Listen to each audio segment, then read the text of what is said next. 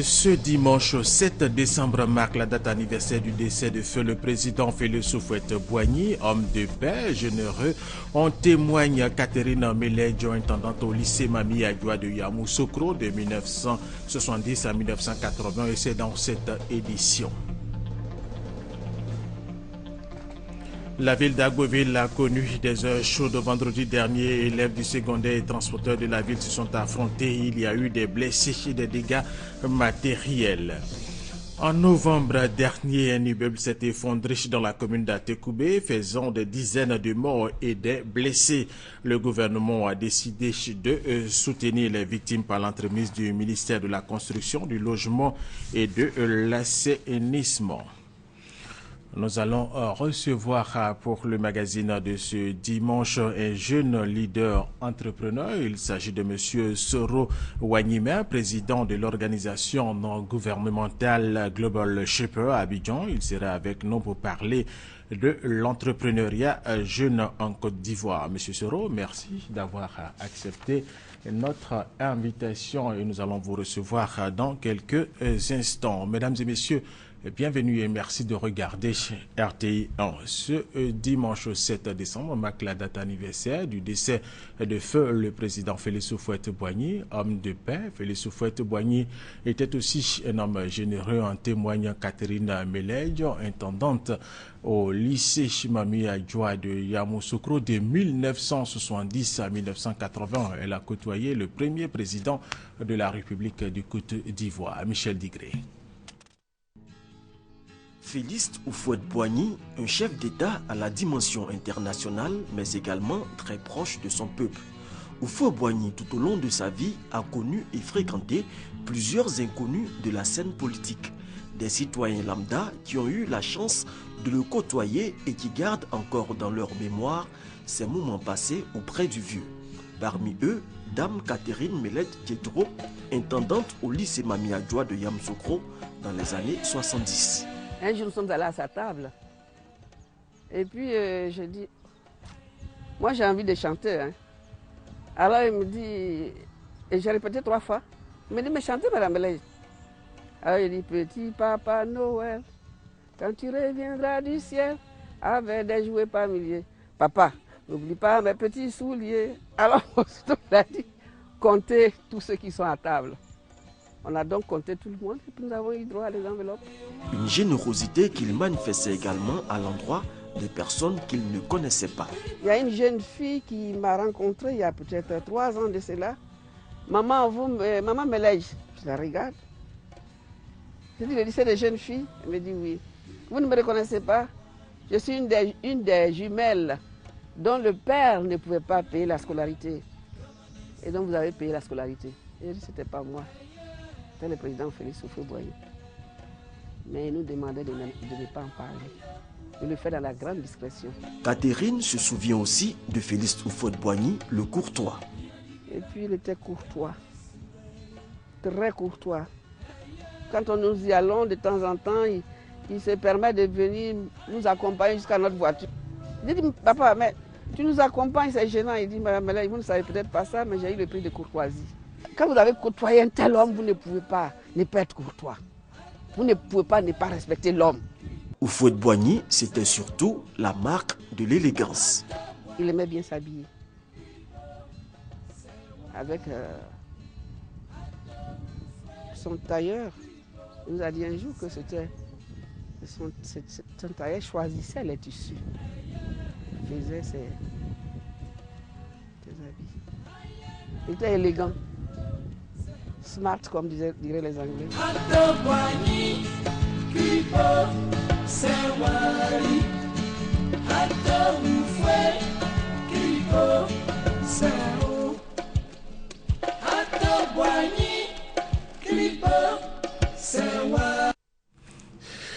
Nous vous le édition ce dimanche 7 décembre marque la date anniversaire du décès du président Félix Houphouët-Boigny. Les hommes de Dieu ont décidé de commémorer ce moment inoubliable dans l'histoire de la Côte d'Ivoire à travers prières et retraites spirituelles à la basilique Notre-Dame de la Paix de Yamoussoukro. Monseigneur Marie-Daniel Dadié Messamba Bamba, directeur des cultes, situe le contexte de ce moment de prière. Et c'est avec Serge Colliard.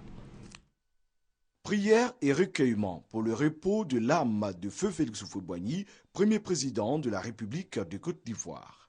La commission épiscopale du dialogue interreligieux avec à sa tête son président, Monseigneur Marie-Daniel Dadié, et la direction générale des cultes se réunissent à la basilique Notre-Dame de la Paix de Yamoussoukro pour une retraite spirituelle de 48 heures qui s'achève le dimanche 7 décembre, date anniversaire de la mort du président Félix Houphouët-Boigny.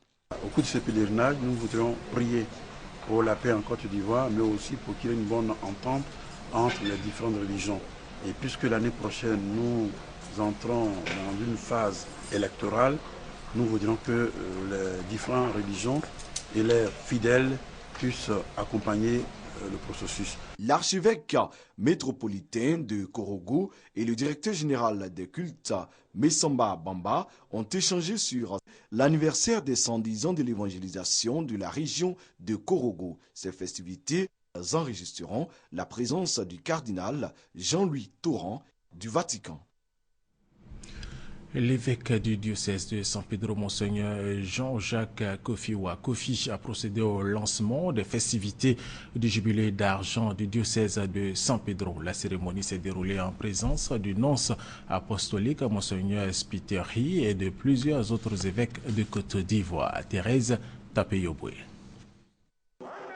C'est dans la joie et la ferveur totale que le clergé et les fidèles catholiques de San Pedro ont accueilli leur hôte, le nonce apostolique, ainsi que plusieurs évêques, à l'occasion de la célébration marquant les 25 ans d'existence du diocèse de San Pedro. Un diocèse créé par le pape Jean-Paul II en octobre 1989. Monseigneur Jean-Jacques Kofiwa Kofi est l'administrateur de ce diocèse. Nous célébrons 25 ans et aujourd'hui, peut-être beaucoup s'étonnent que nous n'ayons pas de cathédrale. Ça, c'est des défis à relever et c'est en cela que je lance un appel auprès de toutes ces personnes qui sont venues nous soutenir de près ou de loin durant cette célébration d'ouverture des 25 ans. La célébration des 25 ans d'existence du diocèse de San Pedro est un temps d'arrêt pour rendre grâce à Dieu pour les acquis dans l'œuvre missionnaire, puis rendre hommage aux pionniers. Le nonce apostolique a, à cette occasion, transmis aux fidèles de San Pedro le message de soutien et les bénédictions du pape François. Le diocèse de San Pedro comprend 44 prêtres diocésains, 34 religieuses, 9 congrégations, 23 paroisses. Le collège Saint-Charles Luanga de Ferkissédougou célèbre ses 50 années d'existence. L'événement, qui sera marqué par des activités sportives et culturelles, est parrainé par le ministre Ali Koulibaly, qui lui-même est ancien élève de ce collège. Ben Touré, Serge Gangomer. Fondé en 1964, le collège catholique Saint-Charles Luanga de Ferkissédougou a 50 ans. 50 années au service de la formation, de l'excellence et de l'évangélisation.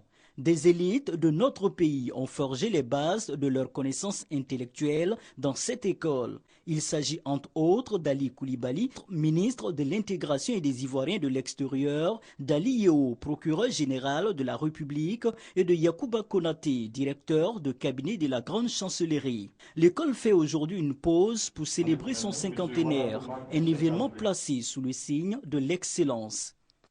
Les festivités du collège Saint-Charles Luanga nous offrent une belle occasion de jeter un coup d'œil dans les rétroviseurs pour apprécier le chemin parcouru en 50 ans. Oui, du bon travail a été accompli. Les fruits sont là. Tous ces anciens élèves qui occupent aujourd'hui de grands et éminents postes de responsabilité. Un cinquantenaire qui a déjà débuté avec des activités sportives et culturelles dont le clou est prévu pour le 13 décembre prochain. Après 50 ans d'existence, des défis s'imposent. le renouvellement du personnel et des infrastructures. L'autonomie financière. Troisième défi, la perte du sens du sacré et des valeurs chez les jeunes. Deuxième grand titre de cette édition, la ville d'Agboville a connu des heures chaudes vendredi dernier. Élèves du secondaire et transporteurs de la ville se sont affrontés. Malheureusement, il y a eu des blessés et des dégâts matériels. Kwasi Mamadou nous donne les raisons de cette tension. Il est 8h30 ce samedi 6 décembre quand nous arrivons à Agboville, capitale de la région de l'Agnébitiassa, située à environ 60 km d'Abidjan. La veille, cette cité a été le théâtre d'affrontements entre élèves et transporteurs. À l'origine de ces violences qui ont fait plusieurs blessés et de nombreux dégâts matériels, un accident de la circulation ayant fait 4 victimes, toutes des élèves du lycée moderne d'Agboville. Une bâchée conduite par un apprenti aurait fauché 4 élèves, toutes de la même classe. Parmi les 4 victimes, il y a une qui est décédée sur le champ. 3 autres ont été évacués à l'hôpital d'Agboville. Un cas s'avérait assez critique a été évacué sur Abidjan. Les 2 autres ont été admises à l'hôpital d'ici. Elles ont suivi le traitement.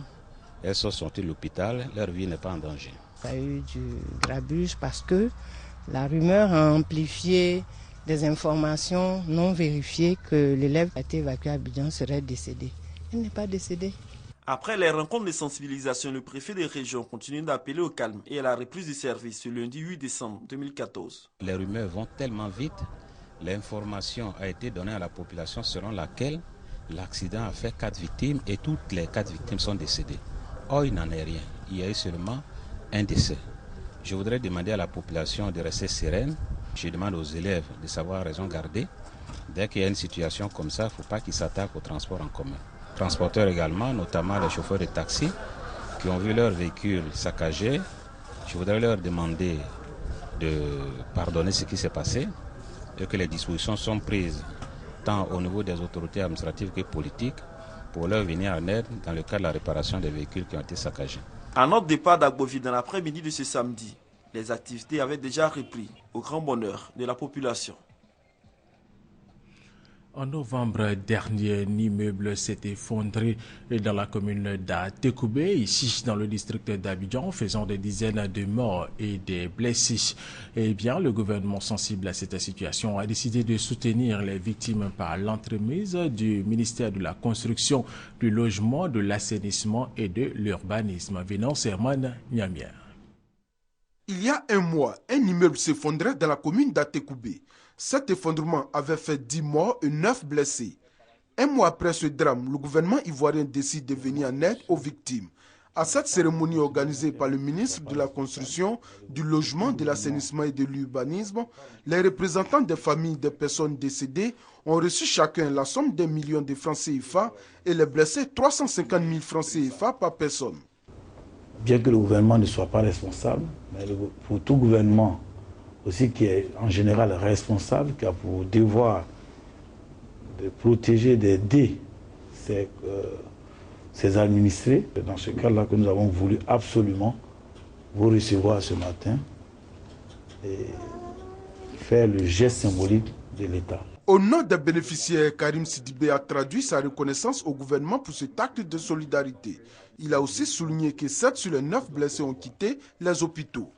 Karim Sidibé a également plaidé pour que des actions soient encore menées en faveur de certains blessés dont la prise en charge nécessite des interventions chirurgicales au coût élevé. Outre les représentants des victimes, le maire d'Atekoubé Daou Paulin et un représentant de l'ONPC, l'Office national de la protection civile, ont assisté à la cérémonie.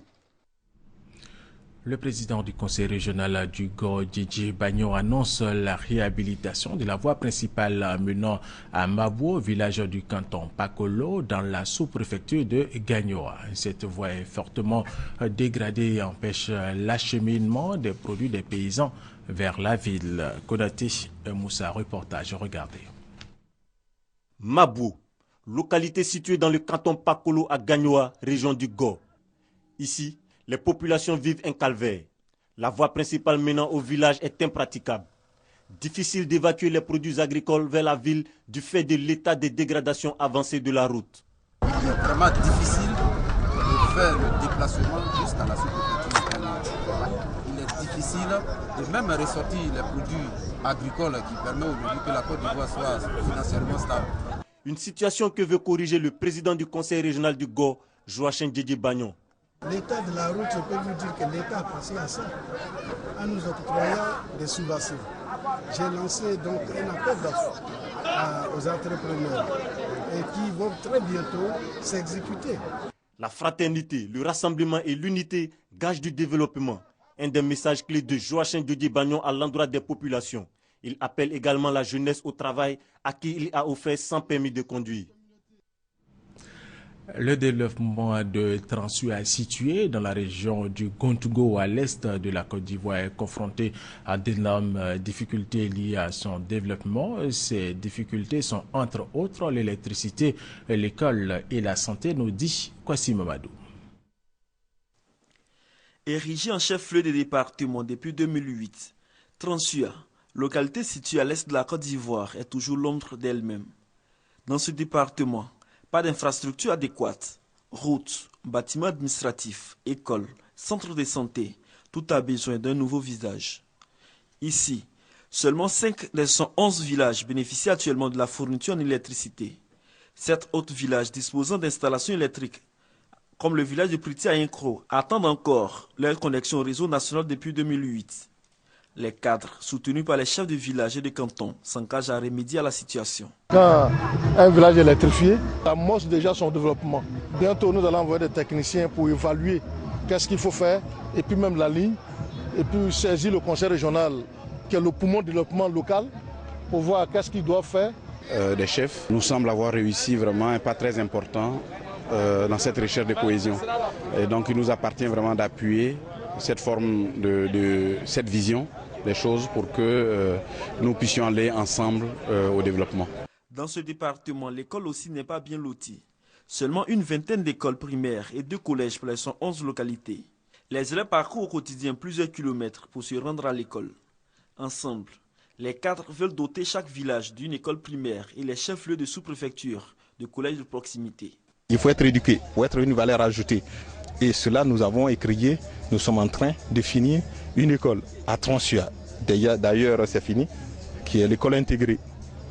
Culture bron, le modernisme, la tête dedans et la tradition avec le pied. Aujourd'hui, la culture se présente comme un facteur essentiel dans la politique de développement du département de Transua. C'est pourquoi les célébrations des fêtes de l'Ignam et autres événements culturels bron sont caractérisés par la mobilisation de tous les fils et filles des différents cantons. Ici, dans cette zone frontalière du Ghana, chaque jour est un signe d'espoir pour le développement du terroir. Le ministère de la Solidarité, de la Famille, de la Femme et de l'Enfant a bénéficié d'un don de 31 millions de francs CFA de l'ambassade des États-Unis d'Amérique en Côte d'Ivoire. Ce don va servir à l'équipement des centres sociaux en charge des orphelins et enfants rendus vulnérables du fait du VIH-Sida. Pascal connaît Pargassoro. Dans le monde, environ 450 000 adultes et enfants vivent avec le VIH-Sida selon le rapport 2013 de l'ONU-SIDA, soit un taux de prévalence de 3,7%. Le VIH-Sida, une pandémie qui fait de nombreux orphelins et enfants rendus vulnérables au HIV en Côte d'Ivoire. Le ministère de la Solidarité, de la Famille, de la Femme et de l'Enfant décide donc de renforcer les capacités de ces centres sociaux à travers un programme national de prise en charge. Ces centres, au nombre de 16, ont reçu du matériel roulant, informatique et bureautique, dont de l'ambassade des États-Unis en Côte d'Ivoire. D'une valeur d'environ 82 millions de francs CFA, ce don est salué par la ministre Anne-Désirée Ouloto. Je voudrais exprimer toute ma reconnaissance au gouvernement des États-Unis d'Amérique, à travers son ambassade en Côte d'Ivoire, qui a décidé de nous accompagner dans la redynamisation de nos centres sociaux. En offrant cet important lot de matériel roulant, informatique et bureautique, l'objectif visé est d'assurer une meilleure prise en charge et une plus grande protection des OIV, mais aussi de créer un cadre idéal de travail. C'est le lieu pour nous, à présent, d'engager nos collaborateurs à un usage responsable de tous ces matériels acquis. Le message de la ministre Anne Ouloto est bien perçu par les coordonnateurs des différents centres sociaux. Nous promettons de faire bon usage, de vraiment prendre soin de ce matériel, d'utiliser à bon escient et tout cela au bonheur des OEV et leurs familles. Pour les responsables de ces centres sociaux, ce matériel leur permettra d'être plus efficaces sur le terrain en vue de satisfaire les besoins des nombreux orphelins et enfants rendus vulnérables. Tout à fait autre chose, le réseau ouest africain pour l'édification de la paix en Côte d'Ivoire, WANEP Côte d'Ivoire, a présenté un projet dénommé Baromètre des élections paisibles et crédibles en 2015. Ce projet consiste à observer les différentes étapes du processus depuis l'établissement de listes électorales jusqu'à la proclamation définitive des résultats. Les élections, un élément crucial dans le processus de gouvernance en matière de démocratie. Elles consacrent de la manière la plus parlante les choix des citoyens quant à la gestion de leur destin commun. Face à la volonté des populations à aller à des élections crédibles et paisibles, plusieurs structures œuvrent pour la paix et la prévention des conflits. Entre autres, le réseau ouest africain pour l'édification de la paix en Côte d'Ivoire, le WANEP, présente un projet, le baromètre des élections paisibles et crédibles en 2015. Ce projet est axé sur ce que nous appelons la Situation Room. C'est-à-dire que c'est une chambre d'éveil, de partage d'informations entre la société civile et qui permet à la société civile de constater des dysfonctionnements sur le terrain et qui, donc, ces dysfonctionnements sont transmis aux acteurs impliqués dans le processus électoral, notamment la CEI, qui est chargée de la régularité des élections. Un observatoire, mais aussi un rôle de veille. Il consiste à scruter les différentes étapes du processus, depuis l'établissement des listes électorales jusqu'à la proclamation définitive des résultats. Ce projet, d'une durée de 15 mois, a bénéficié du financement de Open Society for West Africa, OSIWA. Et c'est un reportage de Christelle Nda et Franck Kwadjo. Le village de Guézon, dans le département de Fakoblichi, a été érigé en sous-préfecture en 2009, mais c'est en 2013 que le premier sous-préfet a été nommé. Présentation du premier sous-préfet, pose de la première pierre de la maternité, sont les moments forts de cette célébration dont nous parle F. Guézon, gros village de l'ouest de la Côte d'Ivoire, érigé en sous-préfecture depuis 2009. Sans tutelle administrative, cependant, situation de crise oblige. 2013 sonne comme l'année de la normalité. Un sous-préfet est nommé. Occasion pour les populations de remercier le chef de l'État. L'État apporte même de son concours et nous pensons qu'avec le sous-préfet qui s'installe, nous serons au rendez-vous de l'émergence en 2020. Et nous pensons que le chef de l'État, en le faisant, a voulu rapprocher la maison de ses administrés. Et nous devons lui dire merci et c'est pour cela que la commune de Guézon l'ouvre cette journée de reconnaissance. Prince Assémian, le nouveau sous-préfet, exhorte les populations de Guézon à l'union afin de relever les défis du développement. Chefs de village, cadres, mutuelles de développement, jeunes, femmes, sachons mener le bon et le vrai combat. Évitons les querelles politiciennes inutiles et partisanes, qui n'ont d'autre finalité que de nous éloigner de notre objectif véritable, à savoir la quête du bien-être des populations. Bien-être des populations, bientôt une maternité pour la localité. Pose de la première pierre par Carole Toutoukpo, représentant le ministre du Commerce, de l'Artisanat et de la Promotion des PME, Jean-Louis Bion, parrain de la cérémonie.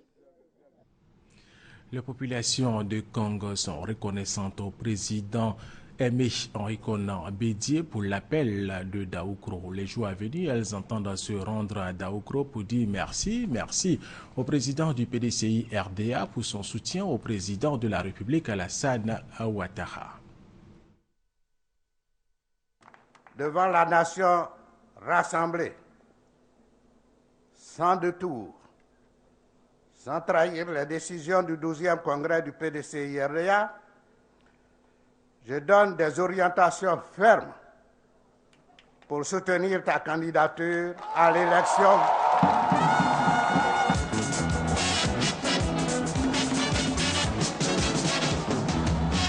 L'appel de Daoukro est aujourd'hui relayé partout en Côte d'Ivoire en attendant que des missions partent pour l'extérieur. Cette marque de confiance était au cœur d'une rencontre entre le ministre Mamadou Sangafoua Koulibaly, cadre du Rassemblement des Républicains RDR, et la classe politique et traditionnelle de Congo, localité d'origine du président de la République Alassane Ouattara. Nous sommes venus plus précisément pour prendre ce qu'il conviendra d'appeler la réponse de Congo à l'appel de Daoukro. Au nom de la population de Congo, le chef canton Ouattara Bakobana a traduit sa reconnaissance au président Henri Konan Bédié pour l'engagement pris en faveur d'un de leurs. Avant d'annoncer que les ressortissants de Congo, avec eux, plusieurs villes du nord de la Côte d'Ivoire, iront exprimer leur remerciement de vive voix au président Bédié à Daoukro dans les jours à venir. Congo, Ferke et Korogo, pour marquer la fraternité, iront ensemble à Daoukro pour aller exprimer leur gratitude au président Henri Konan Bédié. Après la rencontre, c'est pas une grande prière que Congo, cité historique, terre islamique, a confié la Côte d'Ivoire à Dieu. À la Côte et à moi également et au sein de l'UDPCI, l'on soutient l'appel de Daoukro pour la candidature unique du président de la République Alassane Ouattara à la prochaine élection présidentielle. Ils ont fait nombreux le déplacement, les militants du RHDP, pour entendre le message des envoyés du président du PDCI, Henri Konan Bédié. Cette mission, à la limite, je dirais, n'était pas nécessaire, puisque eux-mêmes se sont déjà appropriés cet appel Daoukro qui invite à voter le président Alassane Ouattara au premier tour pour ce qui concerne les militants du RHDP. Pour le député de Goudouko Nyambezaria, l'appel de Daoukro va permettre à la Côte d'Ivoire d'amorcer son vrai développement avec l'instauration d'une paix durable dans le pays. Eloge Kramo a demandé pour sa part aux militants de renouveler leur structure de base pour rendre fort le PDCI dans le département de Lakota, puis a ajouté que la réélection du président Alassane Ouattara reste une priorité pour les Ivoiriens épris de paix. Grande mobilisation des populations de Biankouma. Elles sont venues de toutes les contrées du département pour dire oui à la candidature du président de la République Alassane Ouattara à l'élection présidentielle de 2015. Une candidature qu'elle souhaite également unique au sein du RHDP. Pour l'initiateur de la rencontre, Siki Blaise, député de Mansou-Préfecture, la population de la région du Tonkoui doit s'approprier l'appel de Daoukro. Pour lui, le chef de l'État Alassane Ouattara est un bâtisseur et il a besoin d'être reconduit pour achever les grands chantiers de développement déjà entamés. Le consensus autour du président Alassane permettra à tous les enfants de la Côte d'Ivoire et particulièrement de Biankouma de se mettre ensemble pour que les élections d'Alassane Ouattara en 2015 soient un sujet de fête, de grande fête ici dans la région de Biankouma. Chefs coutumiers et autorités politiques du département de Biankouma se sont tous engagés à être des messagers auprès de leur population afin que le message du président Henri Konan Bédié, président du PDCI RDA, soit entendu. 16 délégations de l'Union pour la démocratie et la paix en Côte d'Ivoire, UDPCI, sillonnent depuis peu tout le pays. Objectif, remobiliser la base autour de la candidature du président Alassane Ouattara en 2015. Oui, Messie Alphonse, premier vice-président du parti, a conduit l'une d'elles dans le district d'Abidjan. Avant-dernière étape de cette tournée, la commune d'Aboubou. Après avoir pris les devants à Yamoussoukro, et aujourd'hui, nous avons été rejoints par l'heureux appel du président Bédié. Nous sommes heureux, nous en sommes fiers et il nous revient maintenant d'aller sur le terrain pour que, comme un seul homme, au soir, disons, des élections présidentielles prochaines en 2015, tout UDPCI vote le candidat Alassane Ouattara. Pour que le verdict des urnes soit en faveur du président Alassane Ouattara, il faut bien pallier quelques préalables. Profiter par exemple de l'opération d'identification en cours. La direction de l'Union pour la démocratie et la paix en Côte d'Ivoire, UDPCI, a entrepris une série de restructurations de sa base. C'est donc dans cet esprit que les 20 et 21 décembre prochains qu'elle ira à la rencontre des enseignants afin de les mettre en ordre de bataille. Une exposition de photos dénommée « Histoire des transports en Côte d'Ivoire de 1904 à 1970 » se tient ici à Abidjan. L'initiative est de la Case des Arts de Cocody. Godefroy Okambawa, Serge Gongomer. Narcisse Yavo est enseignant documentaliste et spécialiste de l'histoire des transports. Après des années de service passé à la Sotra, société de transport abidjanais, il enrichit ses enseignements en y associant l'usage de la photographie. Il passe alors une partie de sa vie à rechercher et à collecter des photos sur l'histoire et l'évolution des moyens de transport en Côte d'Ivoire. Aujourd'hui, plus de 1000 clichés constituent sa collection privée, notamment l'ouverture du chemin de fer en 1904, du port flottant d'Abidjan et des premiers autobus de la Sotra. Nous avons décidé de faire une rétrospective des transports en Côte d'Ivoire parce que la plupart de ces moyens de transport que nos grands-parents, nos parents ont empruntés sont méconnus des générations d'aujourd'hui. C'est une excellente initiative et on voit que les pionniers ivoiriens ont participé à cette histoire. Après, bien sûr, au début des années d'indépendance, on a vu les premiers Baka, les premiers Woro. La Côte d'Ivoire s'est développée à un rythme assez accéléré. Donc on a pu voir l'évolution et ce n'est pas fini. Histoire des transports en Côte d'Ivoire de 1904 à 1970, un patrimoine à découvrir et à faire connaître à la nouvelle génération. L'exposition prend fin le 14 décembre prochain à la Case des Arts de Cocody.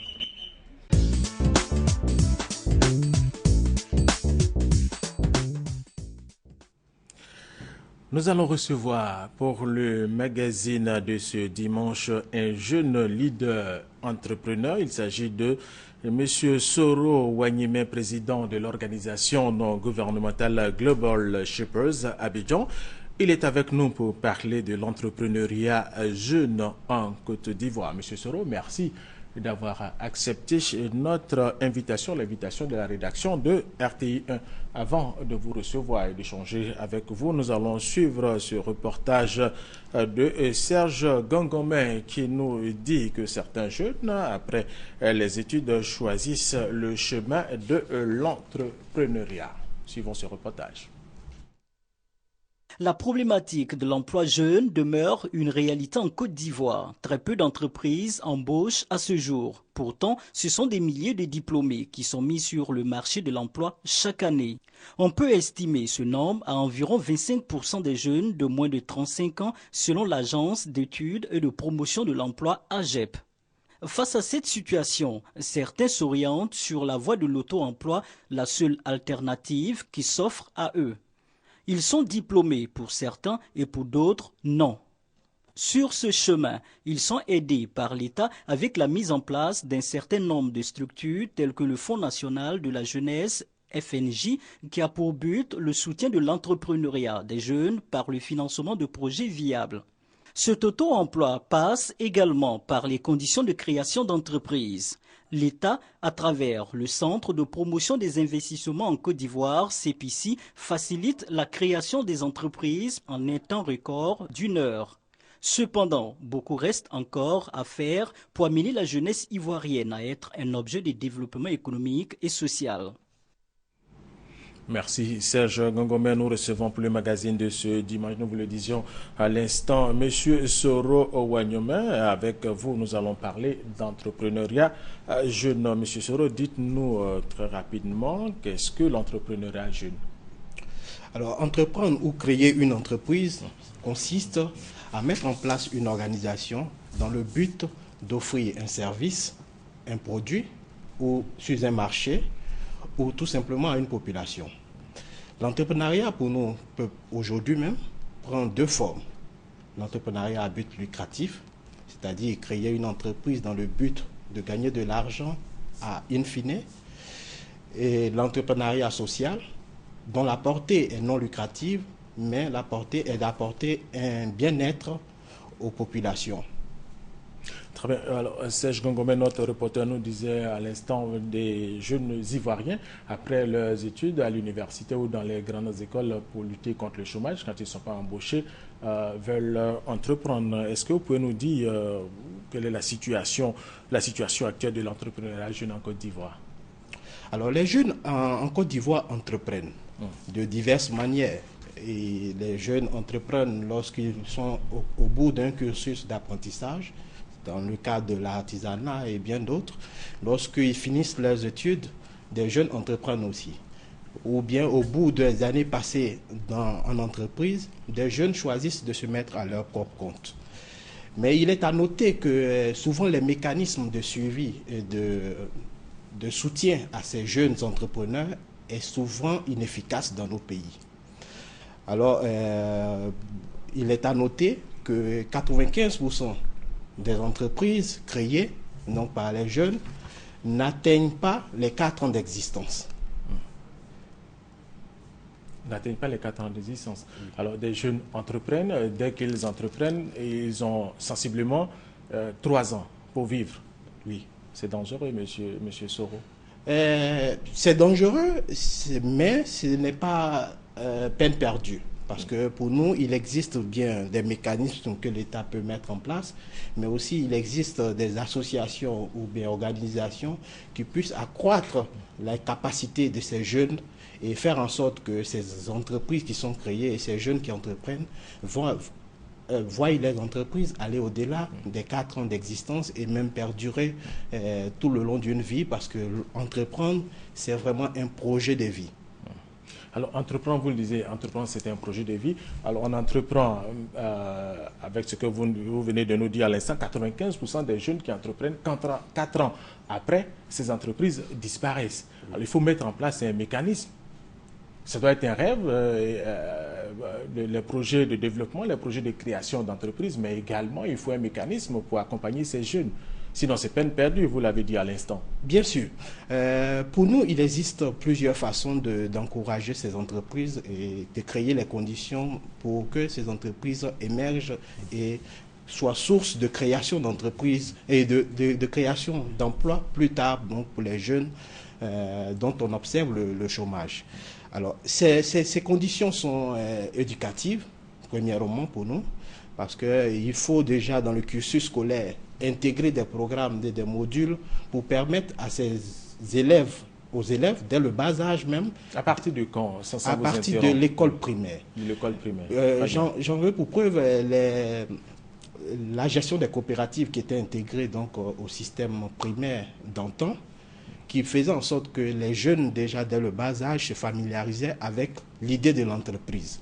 Je prends aussi les programmes tels que les programmes de Junior Achievement, qui permettaient déjà à les élèves en s'organisant de pouvoir créer un cadre, une organisation dans le but d'amener une entreprise ou de créer les conditions d'une entreprise prospère. Alors, tous ces mécanismes de type éducatif devraient permettre donc de créer donc des entrepreneurs de demain. J'en veux aussi pour preuve qu'il faut favoriser également la créativité à travers des concours, des incubations de sociétés, et créer des conditions aussi en termes de mécanismes de soutien, parce que l'État doit favoriser le financement de certaines entreprises de par des mécanismes comme le crowdfunding. C'est-à-dire ce sont des mécanismes de financement participatif nés aux États-Unis, donc qui permettent donc à des porteurs de projets de rencontrer des agents à capacité de financement, vous et moi et d'autres personnes qui voudraient bien investir dans une société, donc les rencontrer de telle sorte que lorsqu'ils croient en votre projet, ils sont capables de mettre leurs ressources à votre disposition pour mener à terme votre projet. Alors, qui pourrait mettre en place ce mécanisme? L'État?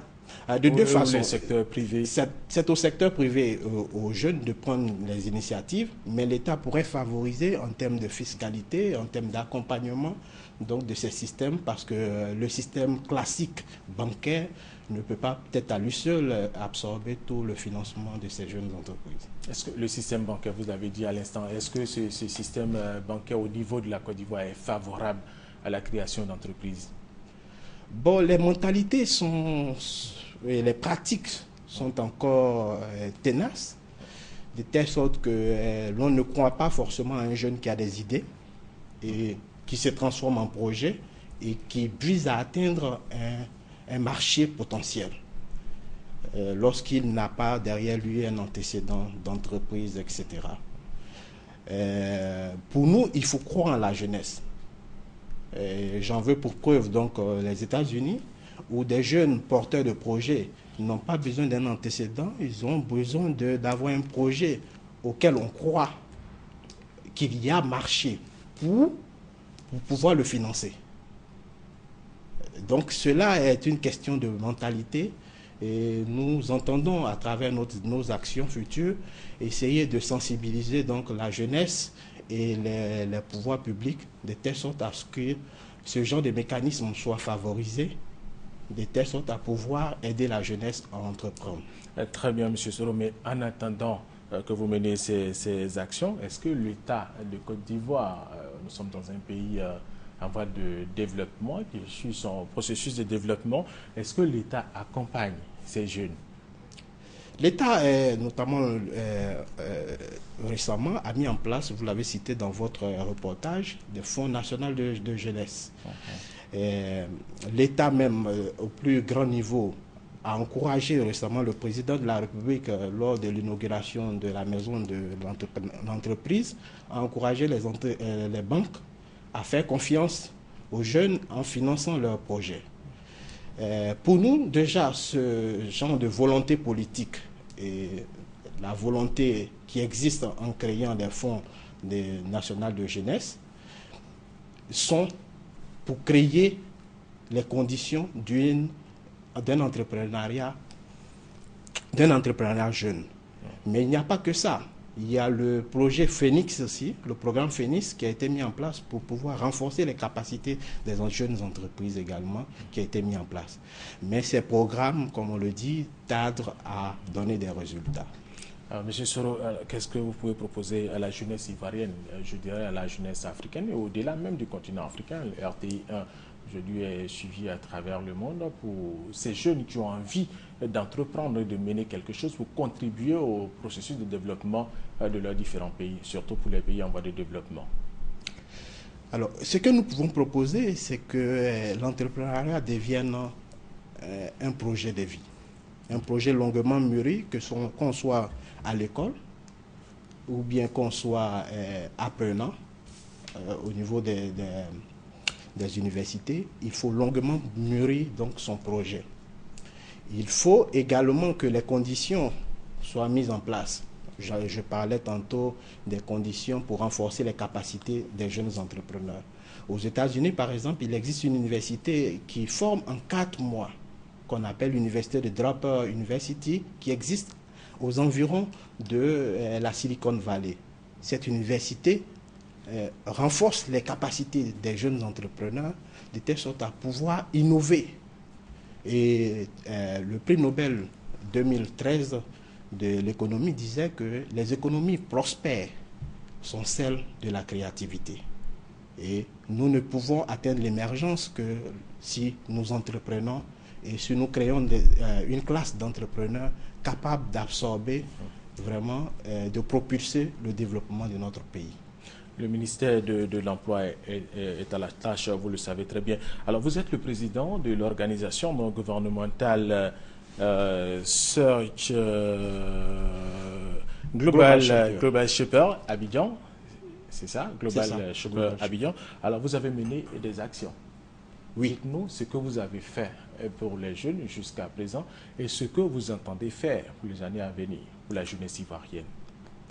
Déjà l'an dernier, nous avons organisé pour les jeunes de l'Institut de statistiques appliquées et d'économie appliquée, nous avons organisé une conférence dans le but d'orienter leur carrière, de les aider à orienter leur carrière et à la recherche d'emploi lorsqu'ils viendraient à la fin de leurs études. Nous entendons organiser cette année une conférence encore sur les problématiques de la petite entreprise en Afrique et sur l'entrepreneuriat jeune. Nous avons, dans le cadre social, remis à des écoles d'Abobo, notamment à EPP en Okwakouté, remis des tables bancs. Nous avons organisé également à l'endroit des jeunes, des plus jeunes, donc des concours de dessin dans le but de leur permettre d'intégrer. Très bien, M. Soro, mais avec toutes ces actions, est-ce que vous avez espoir au niveau de la jeunesse ivoirienne que cette jeunesse a envie d'entreprendre, contribuer au développement de la Côte d'Ivoire, avec bien sûr le président qui veut qu'on soit émergent à l'horizon 2020? Oui, j'ai beaucoup d'espoir parce que déjà les conditions macroéconomiques sont créées déjà pour nous assurer déjà un développement. Que je prenne les infrastructures et bien d'autres faits, bien d'autres conditions économiques, les conditions sont bien créées pour qu'il existe un entrepreneuriat. Maintenant, il appartient à la jeunesse de prendre ses responsabilités aussi pour accompagner tout ce mouvement de telle sorte à pouvoir être les acteurs de l'économie de demain. Nous osons croire que cette jeunesse va prendre ses responsabilités. Merci d'avoir accepté notre invitation, Monsieur Soro Wanyuma. C'est la fin de ce magazine de ce dimanche. C'est également la fin de cette édition. Mesdames et messieurs, merci de nous avoir suivis et restez avec nous sur RTI 1.